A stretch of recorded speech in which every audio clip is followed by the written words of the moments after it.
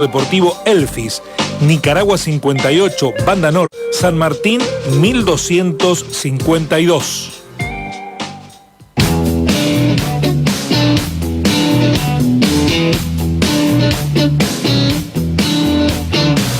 Saludamos a Javier Vicen para resumir la semana económica. ¿Cómo estás, Javier? Buen día. Hola, Guille, buen día, ¿cómo va? Todo bien por acá. Bueno, ¿el Fondo Monetario le sigue dando una mano al gobierno? Bueno, una mano, siempre el fondo es o una mano o un salvavidas de plomo, ¿eh? Así que cuidado con lo que el fondo, las ayudas del fondo. Lo que no aparece es la plata que el gobierno necesita del fondo para llegar a fin de año, no aparecen los dólares. ¿No? Y bueno, es un poco también el malestar del gobierno que dice somos otra que el mejor alumno y bueno, no hay claridad respecto a que el fondo vaya a apoyar el nuevo programa que no tiene nada de nuevo, me refiero al programa monetario. Y mientras tanto el gobierno, y voy a empezar por esto porque me han hecho varias consultas respecto a qué pasa con el oro, ¿no? Que fue el tema de la semana, más allá de las cuentas en el exterior en dólares que tiene Caputo, que bueno, que él seguramente no va a tener la necesidad de vender los dólares para pagar la tarjeta de crédito, como posiblemente le pase a muchos argentinos de clase media. Déjame empezar por esto y después seguimos con el tema que quiero abordar en la columna, que tiene que ver justamente con lo que marcabas del fondo. ¿Cómo leemos lo de la venta de oro? La venta en realidad no es venta de oro, sino el envío de oro al exterior. Lo primero que me sale decir, y no es tanto que tenga que ver con la economía, que el oro no es del gobierno, ni de Caputo, ni de Milei. El oro que está en la reserva del Banco Central es del Estado argentino, es decir, es de los argentinos.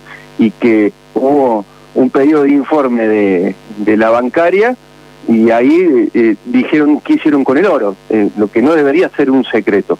¿Cómo leemos este envío de oro al exterior?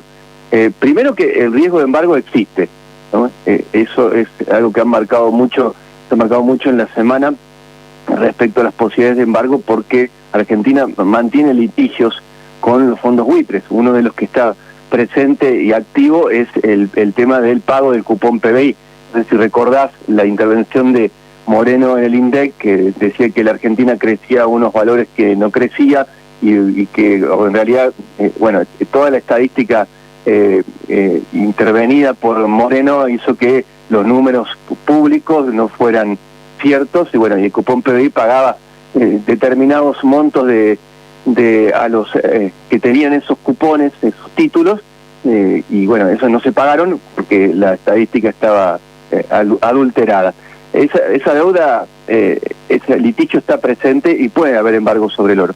Pero la otra lectura es con respecto a cuál es la solvencia de la Argentina y cuán sanas están las finanzas.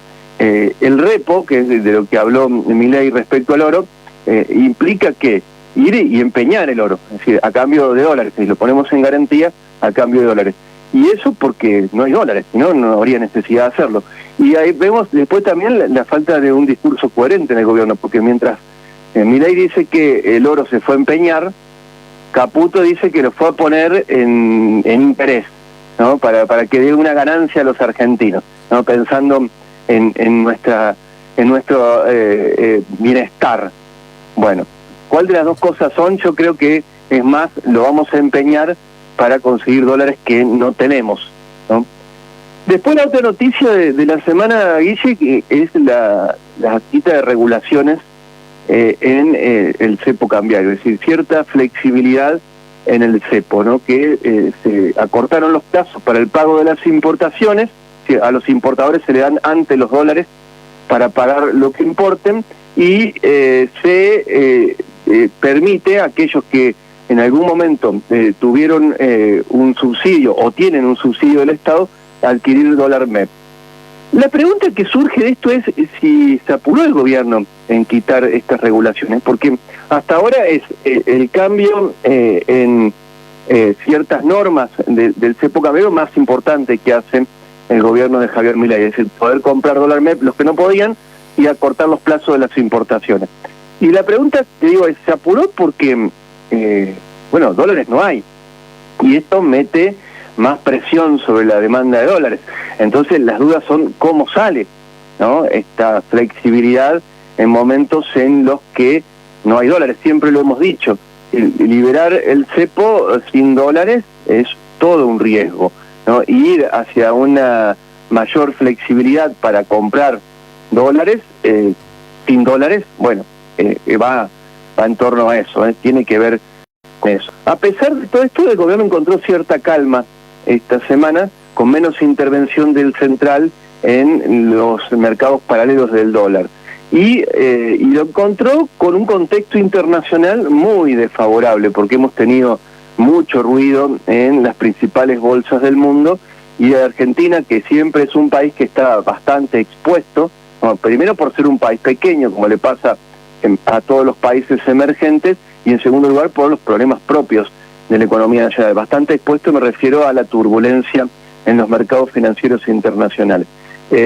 Hubo caída de bonos generalizada, y las acciones se comportaron bastante mixtas a lo largo de toda la semana, en la semana que debutó lo que el gobierno llamó la fase 2, el nuevo esquema monetario. Lo expliqué a lo largo de la semana qué implicaba esto de las LEFI.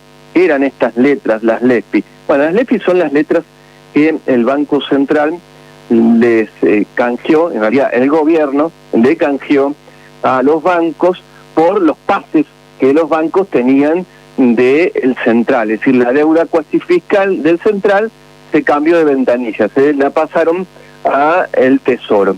Y ese es el debut del nuevo esquema monetario, que va acompañado y está relacionado con, todo tiene que ver con todo en economía, está relacionado con la emisión cero, es decir, la base monetaria ampliada, como la llama el gobierno, es decir, la cantidad de billetes y monedas en circulación más los pasivos remunerados, bueno, eso se va a mantener constante, en un déjà vu ya, porque muchas veces ha intentado, el último que lo hizo fue Guido Sandleris, a cargo de el Banco Central en la gestión de Macri, y bueno, y Duchovne como ministro de Economía, se habló de emisión cero. Una vez más se intenta con esto para contener la inflación. Las dudas respecto a la nueva política monetaria del gobierno, es decir, más restrictiva, de nuevo no tiene nada, es más restrictiva, es menos cantidad de pesos en circulación en momentos en que no hay plata en la calle. Bueno, ¿cuáles son las dudas? Las dudas es que esta deuda, que antes era deuda del Banco Central, que pagaba mediante emisión, ahora la va a tener que afrontar el Tesoro sin emisión. Entonces, lo que obliga al Tesoro, al Estado Nacional, es al superávit fiscal.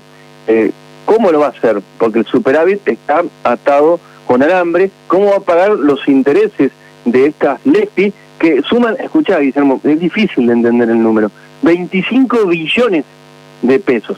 Esto es parte de la herencia de la gestión de Massa frente al Ministerio de Economía y Rubinstein, que ahora está muy activo Rubinstein en Twitter, dando opiniones de cómo salir, algo insólito. Esto de los economistas que como es que siempre tienen una segunda oportunidad, bueno, Rubinstein también la tiene ahora en las redes sociales.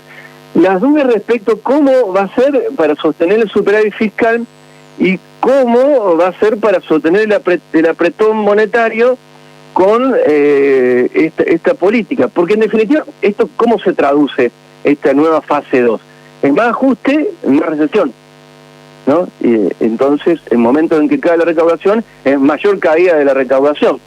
No queda claro cómo va a sostener este esquema de acá a fin de año el gobierno. Lo que dice el gobierno es que esto ¿qué va a permitir? Va a permitir que se derrumbe la tasa de inflación y que, como contrapartida, los ingresos de los argentinos le ganen a la inflación. Hoy te escuchaba hace un ratito con el secretario general del gremio de los mercantiles, con Oberto, que hablaban respecto al salario. Y el gobierno, ese es el otro dato que encontró, ¿no? Hurgó, y encontró un dato positivo en la economía nacional que tiene que ver con que los salarios en mayo le ganaron a la inflación. Luis Campos, que es un economista de la CTA, dice que sí, bueno, efectivamente es así.